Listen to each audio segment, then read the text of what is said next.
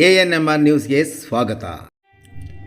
Great India electronics ವತಿಯಿಂದ ಸಮಸ್ತ ಜನತೆಗೆ ಗೌರಿ ಗಣೇಶ ಹಬ್ಬದ ಶುಭಾಶಯಗಳು.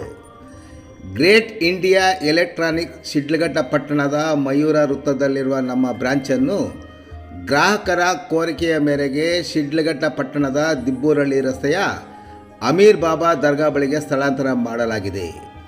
ಗ್ರಾಹಕರು ಹೆಚ್ಚಿನ ವಿವರಗಳಿಗಾಗಿ ನಮ್ಮ ಬ್ರಾಂಚಿನ ಮೊಬೈಲ್ ಸಂಖ್ಯೆಯಾದ 8861043315ಗೆ ಸಂಪರ್ಕಿಸುವುದು.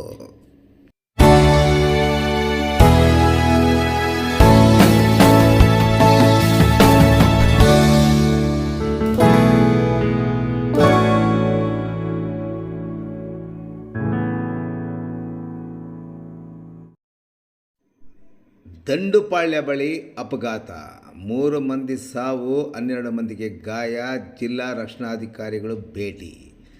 ಚಿಂತಾಮಣಿ ಮದನಪಲ್ಲಿ ರಸ್ತೆಯ ದಂಡುಪಾಳ್ಯ ಸಮೀಪ ಟೆಂಪೋ ಟ್ರಾವೆಲರ್ ಮತ್ತು ಕಾರು ನಡುವೆ ಮುಖಾಮುಖಿ ಡಿಕ್ಕಿ ಸಂಭವಿಸಿ ಒಂದೇ ಕುಟುಂಬದ 3 ಸ್ಥಳದಲ್ಲೇ ಸಾವನ್ನಪ್ಪಿದ್ದಲ್ಲದೆ ಟೆಂಪೋ ಟ್ರಾವೆಲರ್ನಿಂದ 12 ಮಂದಿ ಗಾಯಗೊಂಡಿರುವ ಘಟನಾ ಸ್ಥಳಕ್ಕೆ ಜಿಲ್ಲಾ ರಕ್ಷಣಾಧಿಕಾರಿ ಕುಶಲ್ ಚೌಕ್ಸೆ, ಅಡಿಷನಲ್ SP ರಾಜಾ ಇಮಾಮ್ ಕಾಸಿಂ ಮತ್ತು ಚಿಂತಾಮಣಿ ಉಪವಿಭಾಗದ DYSP ಮುರಳೀಧರ್ ಭೇಟಿ ನೀಡಿ ಪರಿಶೀಲನೆ ನಡೆಸಿದರು.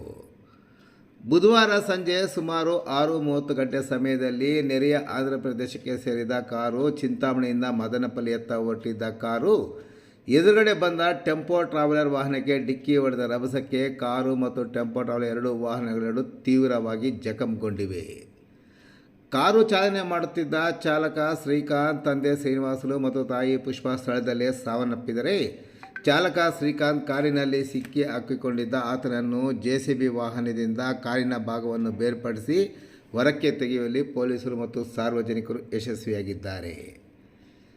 ಇನ್ನು ಬೆಂಗಳೂರಿನಿಂದ ಮದನಪಲ್ಲಿ ಸಮೀಪದ ಬಾಯಿಕೊಂಡ ಗಂಗಮ್ಮ ದೇವಾಲಯಕ್ಕೆ ಹೋಗಿ ಚಿಂತಾಮಣಿ ಕಡೆ ಬರುತ್ತಿದ್ದಾಗ ಕಾರು ಚಿಂತಾಮಣಿಯಿಂದ ಮದನಪಲ್ಲಿ ಮಾರ್ಗವಾಗಿ ನಲ್ಲೂರಿಗೆ ಹೋಗುತ್ತಿತ್ತು ಎನ್ನಲಾಗಿದೆ. ಇನ್ನು ಟೆಂಪೋ ಟ್ರಾವೆಲರ್ನಲ್ಲಿದ್ದ ಚಾಲಕ ಸೇರಿ 12 ಮಂದಿಗೆ ಗಾಯಗಳಾಗಿವೆ.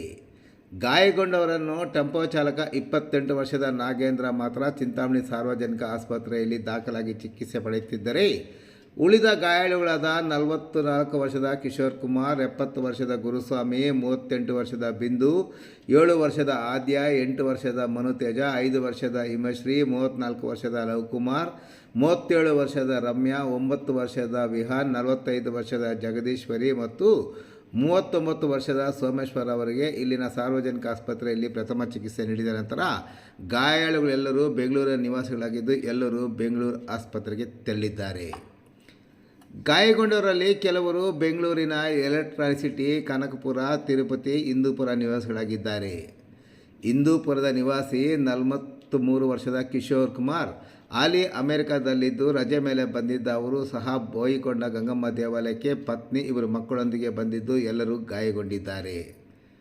ಇನ್ನು 2 ವಾಹನಗಳು ತೀವ್ರ ಜಖಂಗೊಂಡ ಹಿನ್ನೆಲೆಯಲ್ಲಿ ರಸ್ತೆಯಲ್ಲಿದ್ದ ವಾಹನಗಳನ್ನು ರಸ್ತೆಯ ಪಕ್ಕಕ್ಕೆ ಇರಿಸಿದ ಪೊಲೀಸರು ಟೆಂಪೋ ಚಾಲಕ ನೀಡಿದ ದೂರಿನ ಮೇಲೆ ಪ್ರಕರಣ ದಾಖಲು ಮಾಡಿಕೊಂಡು ಮುಂದಿನ ಕ್ರಮ ಕೈಗೊಂಡಿದ್ದಾರೆ.